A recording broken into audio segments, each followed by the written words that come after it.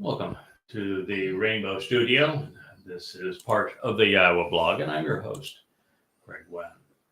We are continuing our review of the 89th Mizmor, called a Psalm, which is probably the most extraordinary piece of literature in history of this planet. The lyricist, songwriter in this case, was none other than God himself. The subject was his beloved son, and that would be Dowd, who the world knows as David, who was the former and returning king of Israel. He is the Messiah. He is the Son of God, and he is our Savior. He is the chosen one.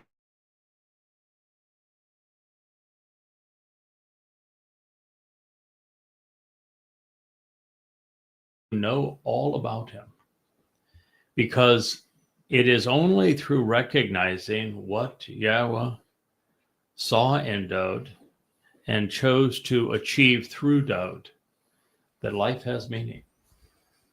Literally, life without an understanding and appreciation for, even capitalizing upon, what Yahweh, who's God's one and only name, accomplished through Dowd, God's one and only begotten son,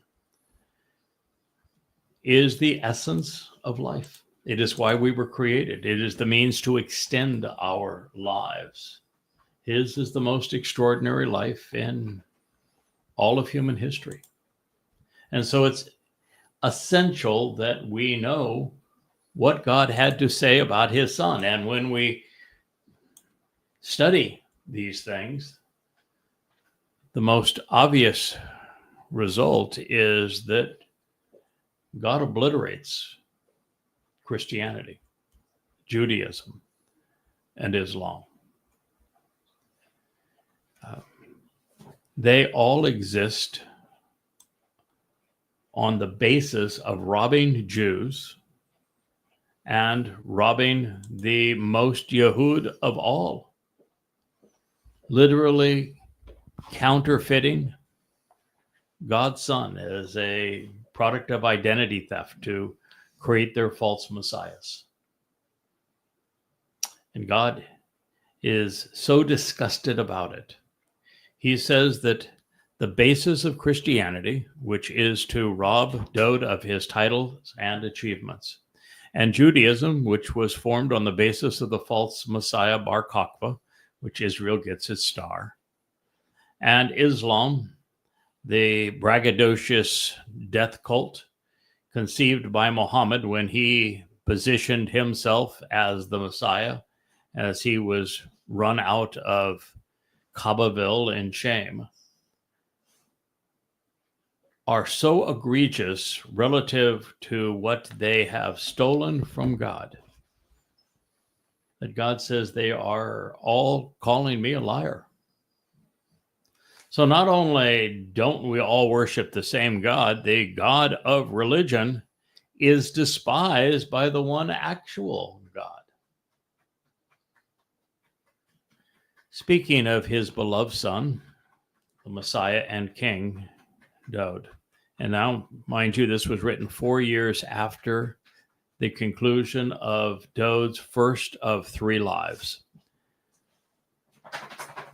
He said, his offspring and that which he sows, his descendants and posterity, his family, and the seed which he promulgates by having planted, growing for the harvest, will exist and will endure, have been, are, and will always be forever, eternal, throughout time. And his place of honor, his dignity and authority, as well as his throne, his seat of sovereign leadership and power, will be as brilliant as the sun before me. Mizmor 89:36. This is particularly important for something that will be repeated here in just a moment. And that is it takes our attention back to the greater and lesser luminaries of the fourth day of creation. But let me read to you one statement further so that we can make this comparison, because it is amongst the most insightful, enlightening, uplifting, and empowering prophetic statements ever made. And it's in the most otherwise troubling part of the creation account. So, saying of his beloved son, of Dode's seat of honor, his position of authority, his sovereign leadership, his throne, is going to be, and will always be, this was written in the imperfect, as brilliant as the sun, Hashemek, as sunlight before me. And this is Neged Ani. This is as my conspicuous counterpart in my presence. Even Neged is telling. Likened unto and according to, comparable to the moon, Yerash. He will be affirmed and established. He will be appointed and prepared, trusted, and set in place forevermore. Throughout all time, serving as a enduring and reliable, truthful and dependable, restoring witness, an informative source of eternal testimony. Throughout space-time in the heavens. Pause now and contemplate what you have just heard. There is a statement, excuse me just one second. There's a statement in Bereshith Genesis. As Yahweh is going through the 6 days of creation, that is the number one place that critics of God or religion go when trying to disprove them. And there are two aspects of the creation account that are difficult for people to fathom. I have solved both of them, and at this point, I'm going to mention one and focus on the other. The first is that God said that he created the spiritual and the physical world in 6 days. And of course, we know that the Earth is somewhere between 14 and 15 billion years, not the Earth, the universe is somewhere between 14 and 15 billion years old. We would have, or many would have thought the 13.8 was accurate until, well, I pointed out that they chose the wrong figure for quark confinement, which is when energy is cooled to the point that matter, it can coalesce into matter. And that is important because prior to energy becoming matter, time simply exists. It does not move. And so you cannot measure a duration of time until there is matter, because prior to matter, time simply is. Do you understand that? Okay, I hope so. Second, the Webb telescope has shown that Methuselah, the star that is some 15 billion years old and therefore older than the 13.8 billion year age of the universe, is not an anomaly. That there are now galaxies that are fully formed going back to and past 13.8 billion years. Therefore, the universe existed prior to that time. And that's only based upon what we can see, because the universe is moving away from itself everywhere simultaneously. And what we have found is that there wasn't one Big Bang, there were many Big Bangs simultaneously. And that because of that, and because the movement, the stretching of space is such that it is moving now faster than the speed of light, then what that is telling us is that beyond what they have seen, there is a very likelihood of much more. We just can't see it because the light can't make its way to us, because the space between us is stretching faster than the light can travel. Therefore, the universe is probably in the range of 15 billion years old. When one does the math based upon the cosmic background radiation from the Big Bang, which we can measure, and Big Bang is a term that Yahweh actually invented in his creation account. He calls it a Big Bang. What we find is that time was stretched 10 to the 12th power. What that means is that Einstein's theory, which has been proven to be factually accurate, is that time is relative to the observer. And in the presence of great velocity or great mass, time slows.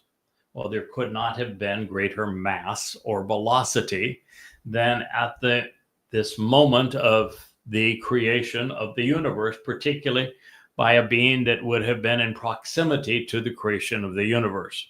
And therefore, time measured from creation has to be at the point of creation, and it cannot be measured from a planet that would not come into existence for another 10 billion years. Time as we know it is measured based upon the size and speed of the Earth, which is, minuscule.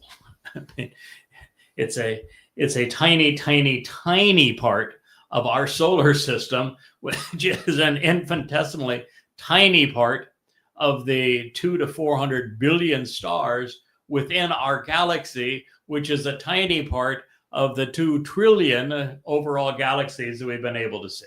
So we measure time based upon this little rock called Earth. But what the cosmic radiation from the background of the Big Bang shows is that time was slowed by 10 to the 12th power at the moment of universal conception. And so if you were to take, and I have done this, the 15 billion years since the universe was created, and you divide that amount of time by 10 to the 12th power, you get 6 24-hour days. Yeah. So God's presentation of 6 24-hour days is precisely accurate, since he is telling the story of creation as the creator from the point of creation.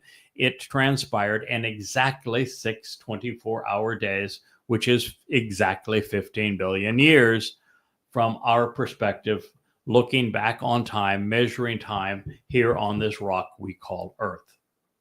So that's the hardest part that the casual reader would not understand, that we can now resolve. The second is that plant life was created on the third day. And if you use the natural spiral of galaxies or nautilus shells, that sort of thing, where you get this expanding of the circle or arc from something, what you find is that the amount of time between things actually expands as you go out. And if you take the realization that plant life was created in this third epoch, and if you go to yadayah.com and read the first volume called Beginning of the Yada Yada series, you'll see all this spelled out for you, and it gives you the exact moment in time looking back. But it is a precise an accurate rendering of when plant life first emerged on this planet, and it says that it came forth initially from the seas. And that it was that plant life that transformed carbon dioxide from all of the volcanic eruptions into oxygen, such that the air finally became translucent enough over time with the proliferation of plant life in the sea and on the land for the greater and lesser luminaries, the sun and moon, to be seen. And so the very simplest view of the fourth day is that there would be a sun and a moon on this planet that would become visible in the fourth day. And that is true. And then animal life was created on the fifth day. And when you look at back at the Cambrian explosion, all 25 varieties of animals that we know today all came into existence at the same time. There is microevolution, no macroevolution, in other words. Therefore, the story is completely correct if you just look at the fact that the sun and the moon became visible on that fourth day. Because God doesn't say that he created them on the fourth day. He just said they became signs, which means they became visible. That's a very simplistic way, although accurate way, to look at God's testimony regarding the fourth day of creation.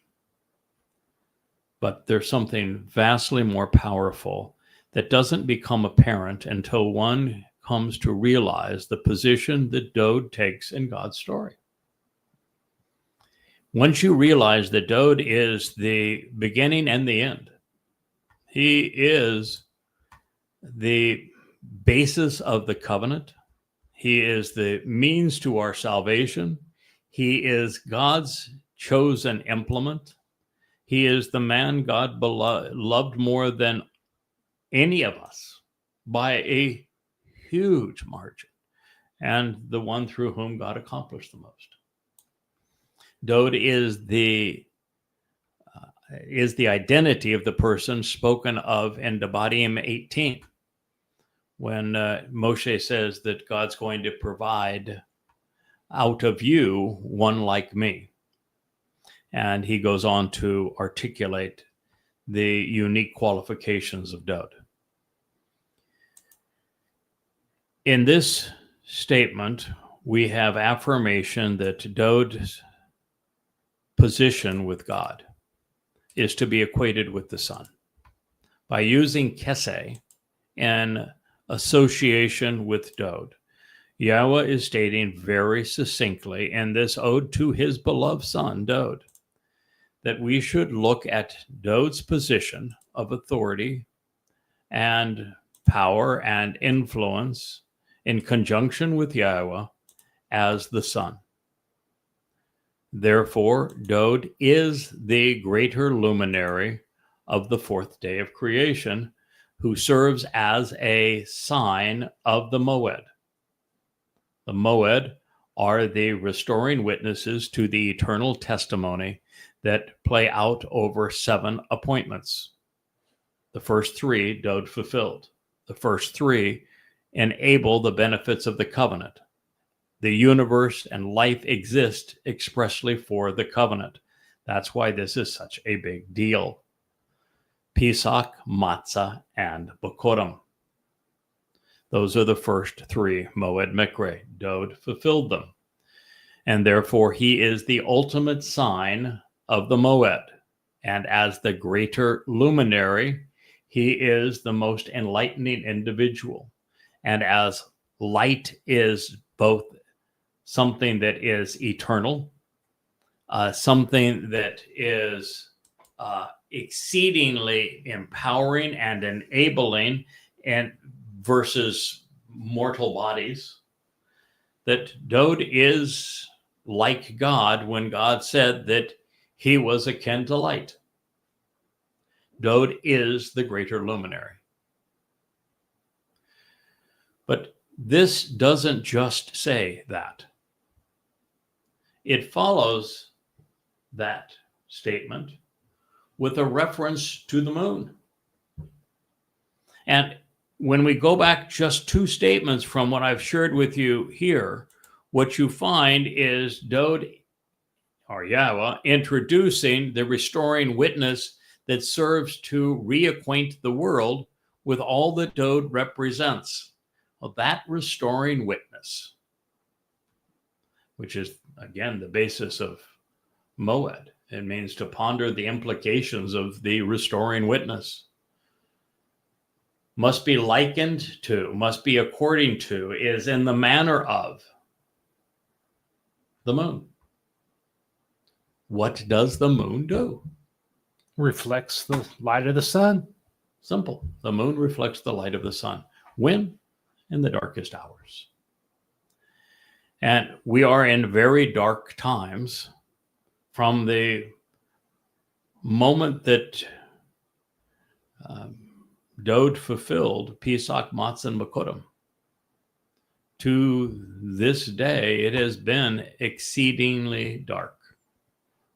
And until quite recently, when the appointed lesser luminary of the fourth day of creation began to reflect the sun's brilliance, there was no end to the darkness. The only end to the darkness for humanity, and particularly this final remnant of Yisrael, to have the opportunity to see the greater luminary and to see this magnificent Son of God as our King return with Yahweh, is to capitalize on what the lesser luminary is offering, the one reflecting the sun's light. Now, for someone who might interject and say, that's pretty big talk there, Guy, for you to say that you represent the lesser luminary of the fourth day of creation. No, it's not. In fact, it's the furthest from that. First, I'm not saying it. God is. He said it overtly. That discussion of the greater and lesser luminary, and the repeat of greater and lesser luminary 3 times in that context, and the explanation of it as a sign for the Moed, and we're talking about that very thing, the Moed, Pesach, Matzah, and Makodim, which Dode fulfilled, Shavuot and Teruah, which I will fulfill, and Kippurim and Sukkah, which we collectively fulfill. It makes absolute perfect sense, and it's what God had to say. Whether or not you want to agree with it, whether you want to consider it, whether you want to deal with it, I suspect will have all to do with your attitude and whether or not you are religious as opposed to open-minded and thoughtful. But it's God's claim. And Didn't God he also say that the lesser luminary is going to live forever? Yeah, he did. And the moon can't last forever. That is correct. Yeah, he's eternal in the heavens. He's eternal in association with Dode. Now, the second reason that this is not braggadocious is that one should consider the difference between the sun and the moon. The moon isn't just 400 times smaller than the sun. The moon cannot produce light. The sun has this powerful big engine that produces, through nuclear fusion, enormous amounts of warmth and radiant energy and light. All the moon does is reflect it. And so you've got Dode as the source of light. The moon simply is to reflect it. Now, that's either a big deal or no deal at all, depending upon your frame of reference. If you want to know who Dode was and what he said and what God said about him, then someone being positioned to reflect his brilliance is essential to your relationship with God and salvation. So that's a big deal. If you want to look at it the other way, the moon is so insignificant by comparison to the sun, and the sun in this situation, being the greater luminary, is simply a man, then you might say that something essentially insignificant by comparison to a man is a whole lot of nothing. And I'm quite comfortable with that. The less responsibility I have and the more Dode has, I think it works out really well for me. But you can look at it either way. I don't have a problem with that. But when God is speaking of his beloved son, he names Dode throughout this Mizmor, the Messiah as the Son of God, as our Savior, as the chosen one. For him to say that the throne of Dode, his position of honor, is eternal, is simply reaffirming what he has said elsewhere. For example, in my favorite prophecy, which would be 2 Samuel 7. But for God to say something as, well, it seems like almost over the top, doesn't it? His position of authority is going to be akin to the sun in my presence. Do you think that it's going to be so brilliant that we're going to see Dode's seat of honor, which, by the way, you know what Dode's throne is? The Kapporah, the mercy seat. Yeah, it's Kapporah. It's the mercy seat of the Ark of the Covenant. That is Dode's throne. Is God saying that I'm replacing the sun, because 2 suns would be a little much for us, and since Dode's coming to Earth for 1,000 years, having something as brilliant as the sun on Earth might just be a little overkill? Just saying. So might this be symbolic language? I would think so. I would think so. Can God use symbolic language? Absolutely. And by the way, can he say that, just as the sun provides light and warmth and energy and is the basis for life on this planet and its ability to grow, can God equate the mercy seat of the Ark of the Covenant and his beloved son's Dode's role in contributing to it? That source of illumination and light and energy, source of enabling us, equipping us, empowering us? Sure. And in that light, it's not over the top at all. But when he says that it's Dode's authority and position of power that's going to be as brilliant as the sun, and then he equates that to the moon, what he's saying is that in the official capacity of Dode, the one reflecting his life, which would be the herald, Bashar herald, is forever linked to him, is affirmed. We know who he is. He is appointed, he is prepared, he is trusted, he is put in place, kun, forever, serving Dode in this official capacity. That's what he's saying. The lesser luminary serves the greater luminary in the capacity of helping to shepherd God's people, educate them, lead them, nourish them, protect them. All the things that a perfect leader would do, Dode does. And because Dode is the ideal leader following in his father's footsteps, Yahweh, he will delegate. Yahweh does everything he possibly can through people. Now, just as Dode is the best and God has to work through people that are sometimes a little old and wrinkly and disheveled, Dode's going to do the same thing. That'll be the plan. It was the plan. It is the plan. So the moon's a little cratered. It's a little dented for all the hits it's taken over time. It's been bashed quite a bit lately. Yeah. So, but that's God's plan forevermore. It's serving as an enduring, reliable, and truthful, very dependable restoring witness. Ed, source of enduring testimony. And that's the role. That's my job.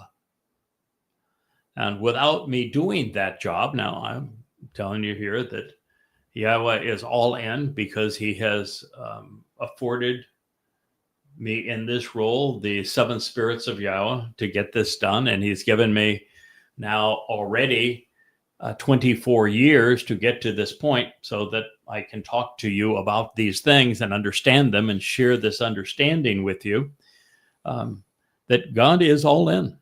And he's all in now forevermore with this plan of these two individuals working together on behalf of this remnant of his people that are entering the millennial celebration of Sukkah, that he states it right here.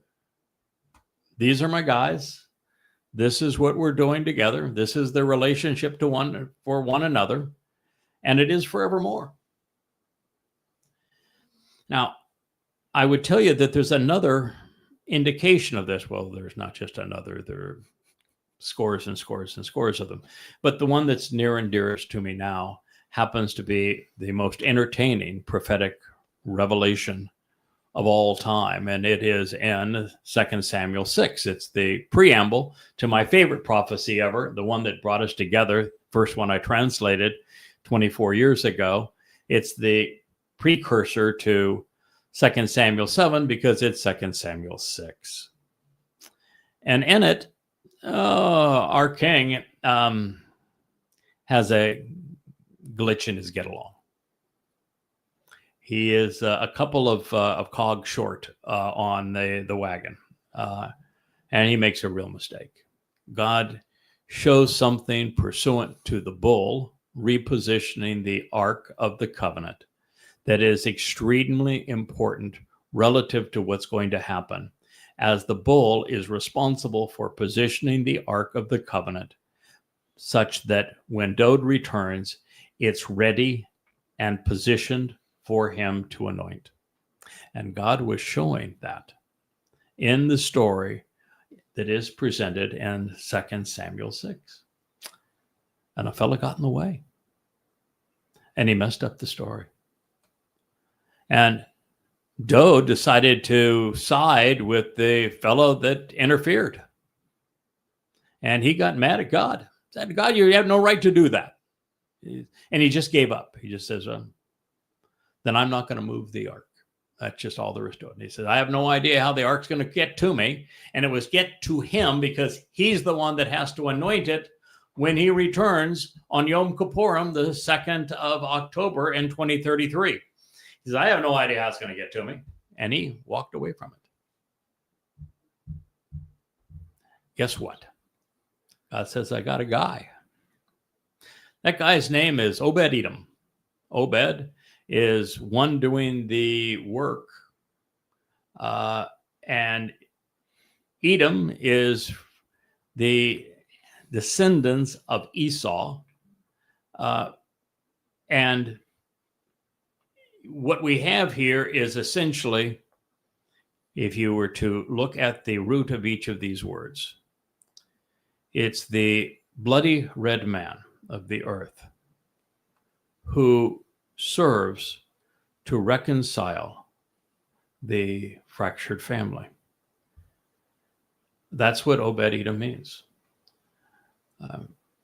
And it is particularly poignant because when Jacob had two sons, the firstborn of his sons was Esau, not Jacob. And his wife tricked him so that he gave his blessing to Jacob and not to Esau. Esau was robbed of his blessing, of his birthright, of his inheritance. And he didn't take it well. Obviously, he didn't take it well. And he did some things that he shouldn't have done. And he went off and he married Ishmael's daughter, who was daughters outside of the covenant. And God got distraught with him. But the very fact is, the birthright was his. And Esau is every much as much Israel as is Jacob. But when we find that it's Obed-Edom that is the one working with Dode, because when Dode walked away from the Ark of the Covenant, it was Obed-Edom that took responsibility for it. And we're going to consider a little bit more of that in just a second. But the very fact is that by having it be a man who is named after Esau, what it means is that the fractured family is going to be whole again. And that's a big deal. That's what's going to happen on Teruah in 2033. Now, when the Ark of the Covenant came under Obed-Edom's care, the first thing that we find out is that it was Obed-Edom from Gath, which means winepress. And the moment you see a man, Obed, doing the work on behalf of Edom from Gath, the winepress, alarms should just go off in your head. It just say, because the most uncontemplated prophecy ever written, in terms of this is a really big deal in the midst of a really important prophet at an exceedingly important time that nobody even bothers to consider. In the 66th or 63rd chapter of Yeshaya, Isaiah, the great prophet relays the very words of Yahweh himself when he is conveying that a man will come forth from Edom and he will save many, and that he will be the first to go back into that Gath wine vat with the great prophet Yeshaya, who told this story to us, such that they will collaborate, that he will serve as the final Zeroah, and that he will save many.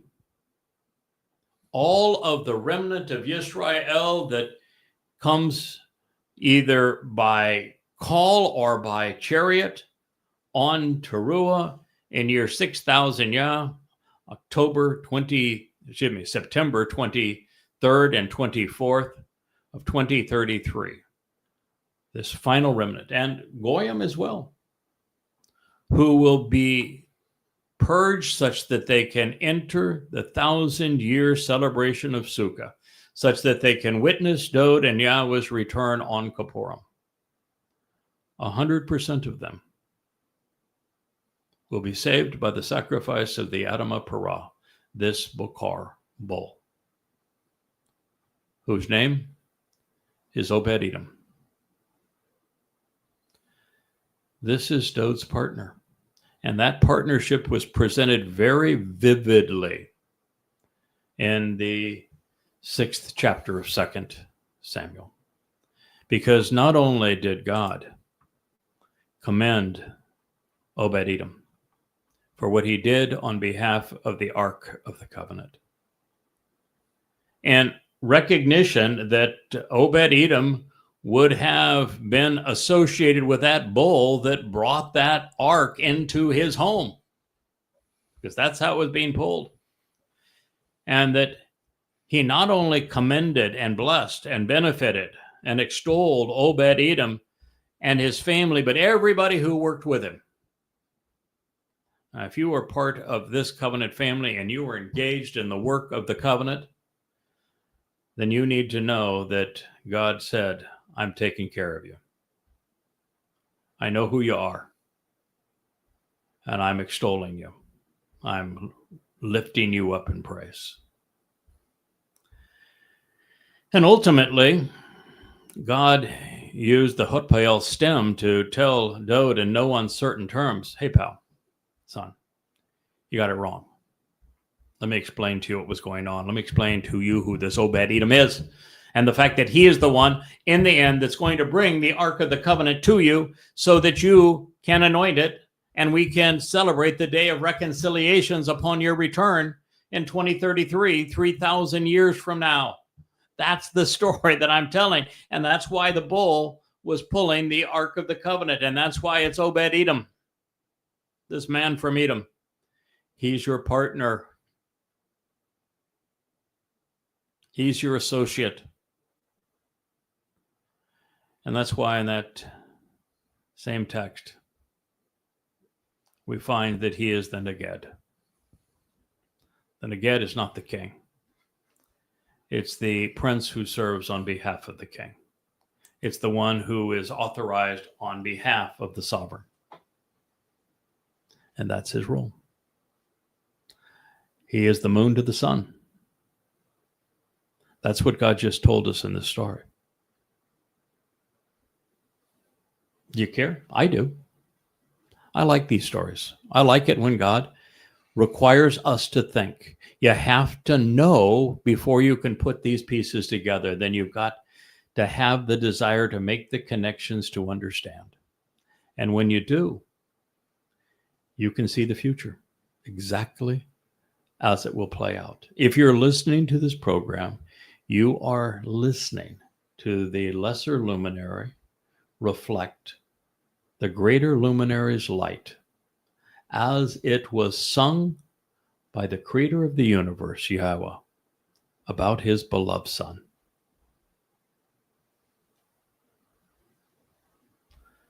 So God says in the humblest of ways, pause now and contemplate what you have just heard. Mizmor, Psalm 89:37. It's hard to imagine something any more spectacular. So with these words, we in 89:37, we can, of course, make the proper connections to Bereshith, Genesis 1:14 through 18, so that we come to better understand both references to the sun and to the moon, pursuant to the Moedim. And as an added bonus, I suspect that we can finally clear up one of the more intriguing references in the creation account, while at the same time developing an appreciation for the reference to the moon here in Dode's song. This seems to be saying that the moon, representing an individual like the sun, will affirm and establish this profoundly important revelation regarding Dode. And in so doing, the moon, who is likened to Dode, will be reflecting the sun's light and serving with him forevermore. And that's similar to the Earth's satellite mirroring the sun's brilliance when our star is otherwise seen in the darkness of night. This is why the individual being associated with Dode, albeit less luminous, is called an enduring, reliable, valid, verifiable, confident, loyal witness, pursuant to this restoring testimony. So now, turning the hands of time back to creation, in Bereshith Genesis, we find the interplay between the sun and the moon, called the greater and lesser luminaries. And since this is one of the most profoundly important subtleties ever shared, I'll share it with you now. God said, there will be lights as luminaries. There'll be Me'or, sources of illumination. Me'or is a compound of two words, ma, to ponder the implications of, or light. There will be two luminaries for you to ponder the implications of their illumination in the expanse, within the spreading out of matter, space, and time of the heavens. To understand the separation between, to divide and distinguish, to discern that which it means to be set apart, to ascertain the means towards inclusion or the cause of expulsion, to appreciate how to be part of or disassociated from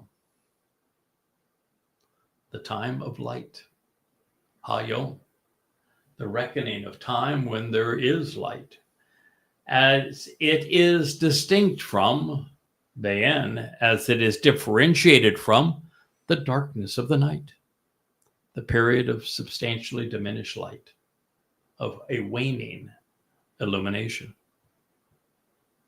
They will exist as symbols and signs, la'oth, as a means to convey information, illustrations, if you will, and proof, which make something more clearly known, especially when evaluating recompense or reward. From Uth, a means to be seen agreeing and providing consent. And for the appointed meeting times for the restoring witness, wa la moed, concerning the designated periods which have been determined for a specific purpose authorized by the authority directly associated with the mikre. From Mo, this pertains to Ed, the eternal testimony of the restoring witness, and potentially Ya'ad, to meet on an appointed schedule, as well as for days, the reckoning of time when there is light, and for years, Washana, the complete cycle of the seasons, a solar year, which is a measure of an age and a renewal of life. Barashith 1:14. Therefore, they will exist as luminaries to ponder the implications of enlightenment in the expanse, in the spreading out of time, matter, and space, in the spiritual realm, to provide illumination and enlightenment for all the earth and the material realm. And therefore, it continued to exist like this thereafter, based upon everything that preceded this. Barashith 1:15. God acted and engaged to a point for this particular task, to accomplish this work, to fulfill this mission. Both of these substantial and empowering, important and influential sources of illumination. Ha-ma'ar, ha-godal. Oh my goodness. Gadol. Gadol is the single most commonly referenced adjective describing Dod's character. When describing Dod's mind, Yahweh uses Sadak, right. When defining his character, he uses Gadol. Gadol and Gabor are cognates. It speaks of strength, resolve, influence, power, authority, being substantial, being important, of battling to the very end. To a lesser degree, but yet unequivocally, God also uses Gadol to speak of the lesser luminary, because he has been assigned a job that heretofore has been impossible. So these two, substantial and empowering, important and influential sources of illumination. When God called both of them Ha-Gadol,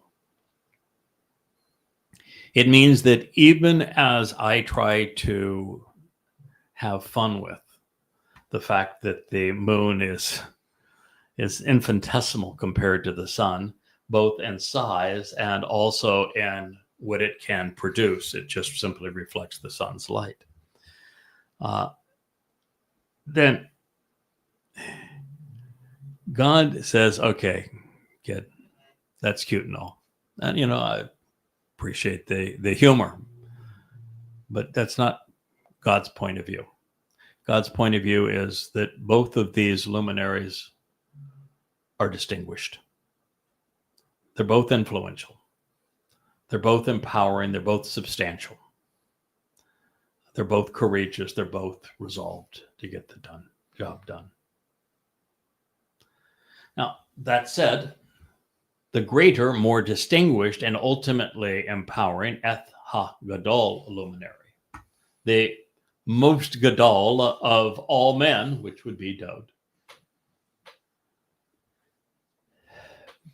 becomes prominent and clearly known as the influence over Mimshala, governing with illustrative proverbs, painting pictures with words. Who wrote the proverbs, which are mashal word pictures? Dowd. Oh,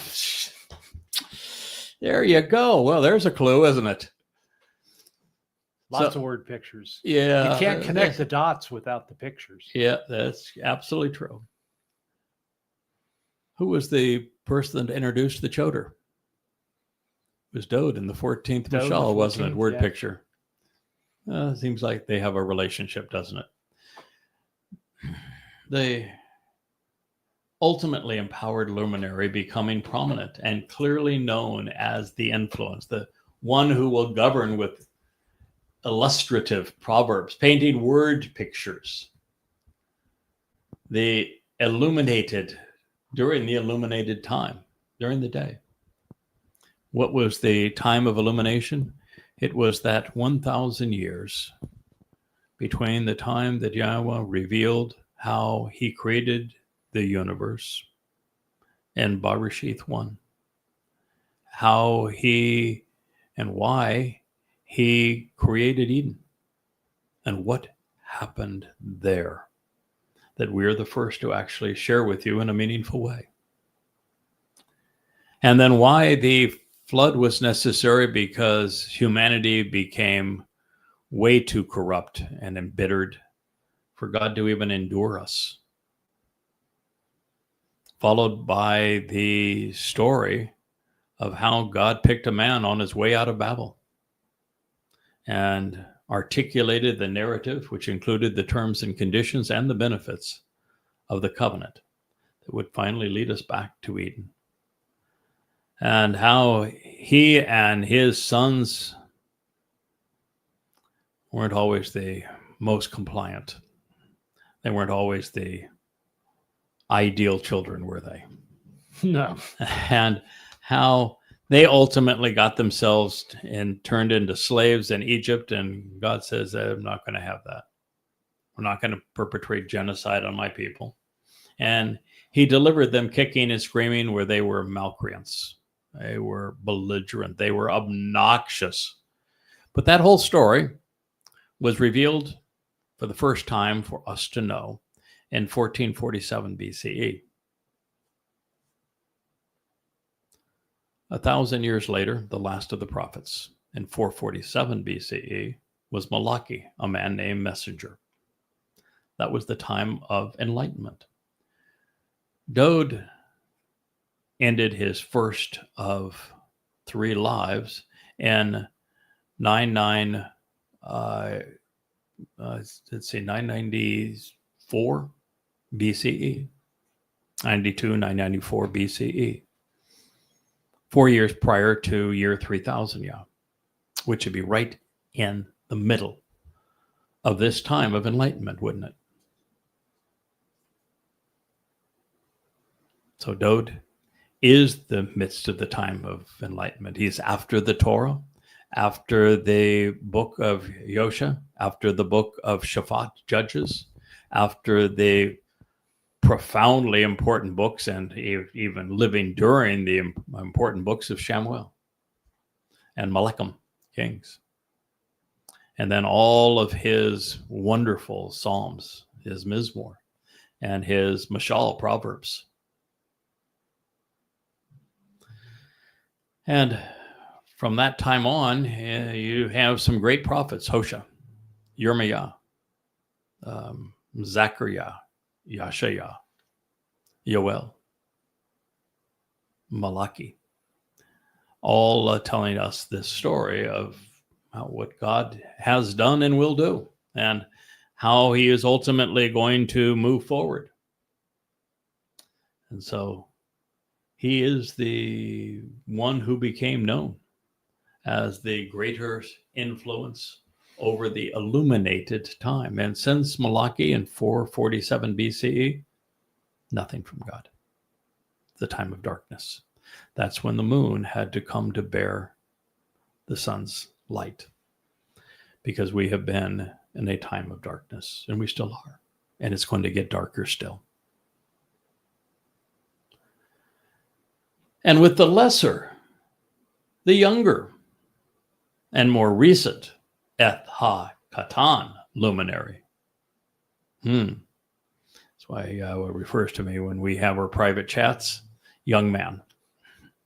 Yes, I'm a few thousand years younger than Dode. I hope I look it. I am in God's story, not by choice, but by God's direction, his appointment.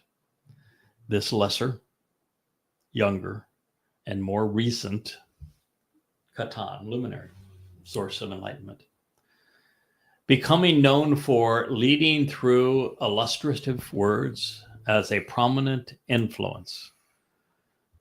You know, there's only one person who wrote more than did Moshe and Yashaya as a prophet. You know who that one person was as a prophet who, during that period of enlightenment, wrote more words than did Moshe or Yashaya? That's Dode. Dode.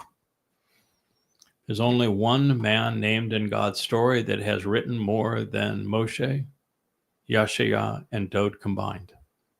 That would be his herald. That would be his herald. He is a man of illustrative words. He is a man of prominent and empowering words. He's a man of influential words. Those words can be read at yada.com in the series of books called Yada Yahweh, to know Yahweh. And the crowning achievement of those books are called Coming Home, which is a return to our King, Dode. Becoming known for this lesser luminary, the younger one, the more recent one, leading through illustrative words and offering a prominent influence during the night when the light is not known, during the period of darkness, where there is a scarcity of light, a period of ignorance as a result of failing to be observant. In conjunction with the heavenly powers. Barashith 1:16. Such a shame that people didn't have any understanding of this, but I'm not positive that in fact, I'm actually quite sure. It would not have been possible to understand the story of the greater and lesser luminary. Why would God go into such length? We've just talked about the 14th and the 15th and the 16th. There's still the 17th and 18th verses where God is talking about these greater and lesser luminaries that he has positioned for the Moed and to be signs for all of this. And he's still talking about them. And yet, for all of this time, no one understood it. I mean, this is one of those things where you have to have a Dode comes to daddy meeting. You know, he fell off he didn't fall off the wagon, but he thought he saw a man killed for interfering with God's story on the movement, on having the bull move the Ark of the Covenant to the city of Dode. And Daddy had to come and say, son, let me explain this to you so that you get it right, because you're just dead wrong right at the moment. I got a guy, and this is what's going to happen. Let me take you back to the story of the greater and lesser luminary. Let me take you back to the story that I shared in Numbers 15. You recall the story of the bull and the ram and the goat and what they were all going to achieve and how they were going to work together? Did you not pay any attention when I told you the story in Numbers 11 after Moshe had his meltdown? And I said, there's a couple of prophets. I got a couple of guys, and those guys are going to reveal what needs to be known. And the first one was El Dode, the Almighty's Dode. Did you not figure that out? And there was a second guy, and his name was my Dode. That is like your Dode, Dode's guy. Why'd you miss this stuff, son? Okay, now you got the picture? You're ready to go? Oh, by the way, that guy's name? Obed-Edom. Yeah, you're 300 years after your first life here. I'm going to reveal through Yashayah exactly who that guy is and what role he plays, because you're going to need to anoint the Ark of the Covenant when you return as king, and somebody's got to get it in the right spot. And I work through people. And the bull delivers the ark. He does. That's exactly the story. So you missed that part, son. Oops. Now, Sorry. Yeah, oops. Sorry, Dad. Sorry, Dad. Okay, let's go out and party. Now I got it. Let's go out and party. And boy, did he ever. He even put on the priestly ephod to verify something that I concluded when studying Zechariah 4, which is that the high priest, the role of the high priest upon Kippurim, where the mercy seat, the Kipporeth, the mercy seat of the Ark of the Covenant, must be anointed with the blood of a bull for there to be reconciliation and for the people to approach God, that the one doing that is going to be Dode. And so what do we see Dode dressed as when he is following the Ark of the Covenant into Jerusalem, which is where it must be placed? He's dressed as the high priest. He's dressed as the high priest. Don't forget that turban. High priest from here on up. Yep. Happy son from there on down. Oh boy, from there on down. That's another story. We'll get to that story soon enough. God's got a sense of humor, as does the king. Turns out, king's more sarcastic than Eliah. All right, so this whole purpose of the lesser luminary, the more recent one, is to provide enlightenment for all of the land and all of the earth during this time of darkness. Barishith 1:17. Well, actually, the whole thing for 1:17, I pushed my teleprompter down a little prematurely. So let me go back to the top of this. That was the end of it. We're running a professional outfit here, aren't we? The Almighty, Wa Elohim, caused them to be placed there for this purpose. Nathan Ethem. Actually, it doesn't say so much as he caused them. You know what the verb Nathan is in Hebrew? It's one of the most powerful of all Hebrew terms. As a matter of fact, it's presented in Yashayah, the 6th chapter of Yashayah, excuse me, 9th chapter of Yashayah, 9:6, when speaking of the son who was Nathan. Given. It means to give.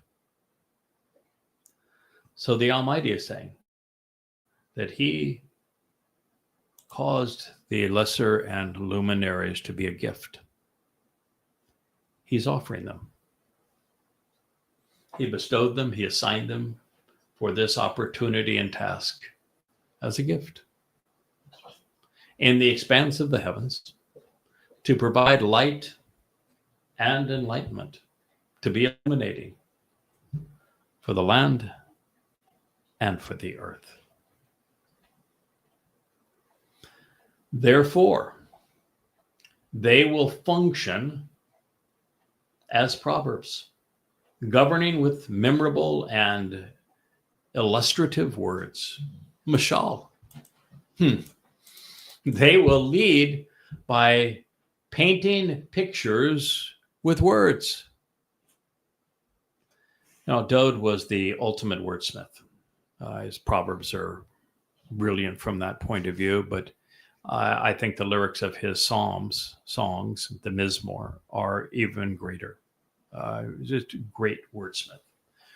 And he was the lyricist that Yahweh prefers overall. When we are in Shamaim, when we're celebrating the millennial celebration of Sukkah, the lead singer in Yah's band going to be Dode. He was the ultimate wordsmith. So when God chose a man to reflect the Son, his Son, he chose a man who also loves words. I began this process with a man that taught me to write. I had written millions of business letters and the like prior to the time that I met him. I had taken companies public and written long and detailed business plans. I mean, certainly could write, but there's a difference in writing a business plan and composing a story. There's just a different style of writing. And after 9/11, after Yahweh had asked me to do this project for him, even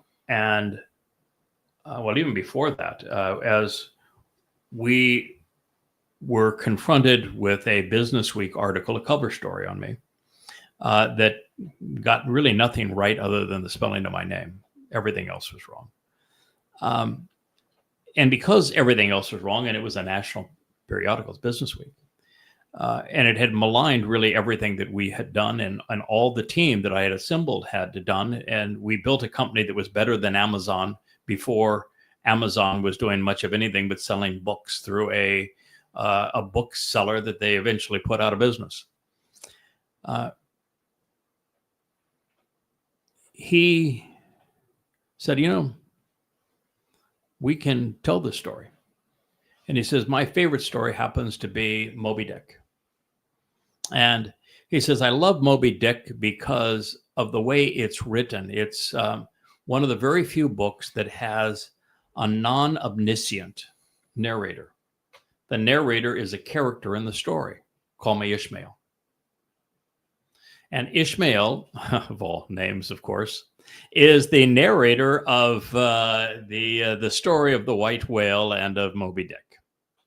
And he is just a participant and a minor character at that in the story. And so it's being told from his perspective. And it's such an interesting way to bring people into the story. And he says, we could tell the story of this company that we built. We'll call it In the Company. Actually, that was my name. But they said we could tell this story from the perspective of one of the first employees you hired, which is me, he said. This fellow, he's passed away since a couple of years ago. Really nice man. And so that's where I learned to write, because we told the story like Moby Dick, and you have to learn to write in dialogue. Writing credible dialogue, particularly of a true story, it's a real challenge, because that dialogue has to be credible, and yet you've got to condense everything down so it's in a readable fashion, taking years and condensing them down to a few hours of reading. But we did that. And then after that, he started a series on the book of Hosea. And he wanted me to read what he had written thus far in Hosea and he was trying to blend, it's kind of like Messianic Judaism, where you blend the Torah and the New Testament together to create it's kind of what they would call now Hebrew roots movement or Messianic Judaism, where you try to take two ill-fitting things and bring them together. Well, he asked me to read it. And what I found is that I didn't like the translations that he was using. He was using primarily the New Living Translation. And I found it to be really sloppy. It's essentially a paraphrase. And so I started looking up the meaning of every word that he was rendering and found it to be quite different than it was in that text. And I found it also to have things be as different as the New Testament and the book of Hosea, juxtaposed. So rather than reading it and giving him a few suggestions, I completely wrote a new series. I said, here, I'm going to give you yours back because I can't edit this. But I would encourage you to call it Future History, because I think that's a great title for, since you're trying to present prophecy, why don't you present it as Future History? It's a really an interesting title. And then what is now the Azab volume of the Yada Yahweh series is the book that I wrote based upon me doing my first translations ever, and they were in the book of Hosea. Translated the entire book from beginning to end. Learned some profound insights that no one had ever conceived before, and that's what set me on my way. And my good friend's response, because he still wanted to cling to Paul and to Christianity, was, and I was saying, God does not want us to be religious. And he says, you've made a religion of words. Thank you. Thank you. Well, yes, I am bound, because religion is based upon the Latin word religere, which is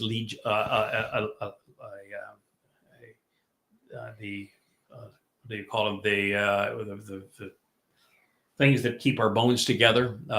Cartilage, and it's from ligaments. Ligaments. That's it. Ligaments. Say, maybe I'm not in love with all words. But you got to have a Moshe moment. If you don't have a Moshe moment, then you're not suited for this job. So anyway, ligaments, it's to bind. So religion means to rebind. And so if you're going to say, I'm trying to rebind humankind to Yahweh through words. So I said, yeah, this is a great compliment. I'm happy with that. But this is exactly this idea that therefore they will function as proverbs, that these two fellas are going to be the two most verbose fellas ever as it relates to me. Number one and number two in verbosity. They are going to speak and they're going to communicate memorably. They're going to use illustrative sayings. They're going to paint word pictures in the day and during this time of darkness, providing a contrast to appreciate the difference between the light and comprehend being separated via the darkness, the confusion. It essentially is saying that the lesser luminary is going to serve as the tree of the knowledge of good and bad, that's going to point to the tree of lives, which is that source of life, which is the greater luminary or the sun. And God saw that indeed this was very good. It was useful, it was agreeable, it was valuable, it was appropriate, it was productive, it was beneficial. I got a couple of guys. These are my guys. Bereshith, in the beginning, Genesis 1:18. Wow. Just wow. I mean, when God tells a story and you get to celebrate being the first person, I'm sure that Dode, when God says, listen, I'm going to explain what's happening here, I'm sure God explained it to Dode. And I'm sure that in Shamaim, all the guys that have ever spoken for Yahweh get this story. But I'm just talking about in the here and now, on this rock we call Earth, being the first person to understand that story. And to be able to bring it to you and share it with you with this passion and enthusiasm, recognizing that it is the essence of life for you to benefit from the lesser luminary reflecting the greater luminary's light so that you can live forever, so that you can be purged of your religious guilt and be part of the covenant family and be enriched and empowered by God, and recognize that it is Dode who is God's son. Dode is the Messiah. He is the chosen one. He is the former and returning king, and that he is our savior for having fulfilled Pesach Matzon Bekurim. It's the greatest discovery in human history, and it was brought to light by the lesser luminary reflecting what the greater luminary had accomplished. And if that's not worth the price of admission, then perhaps you just don't belong in the show. I thank you for listening.